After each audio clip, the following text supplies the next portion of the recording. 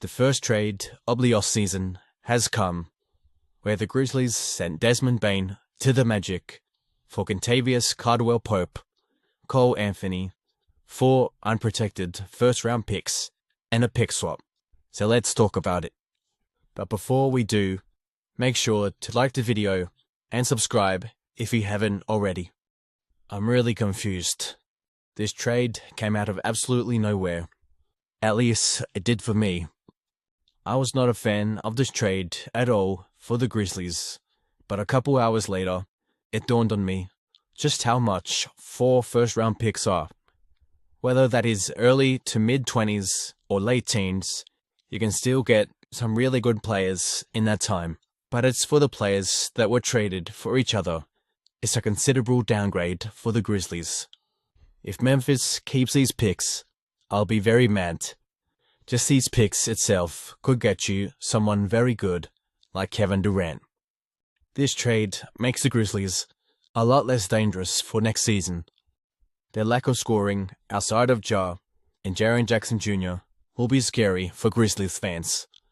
I do love the addition of Cole Anthony as a spark plug and scorer off their bench though, but they have a ton of players that do the exact same thing as KCP already, like Jalen Wells, Vince Williams Jr., G.G. Jackson, and Santi Aldama, depending on what happens in free agency. He's a way better three-point shooter than the guys I just mentioned, so that's really the only positive. But he's also coming off one of his worst years, where he averaged 8 points and shot 43% from the field and 34% from free. Maybe I'm overreacting, but for what the Grizzlies are trying to do, it just doesn't make sense. Unless they're preparing to go out and get a star, then I'll shut up.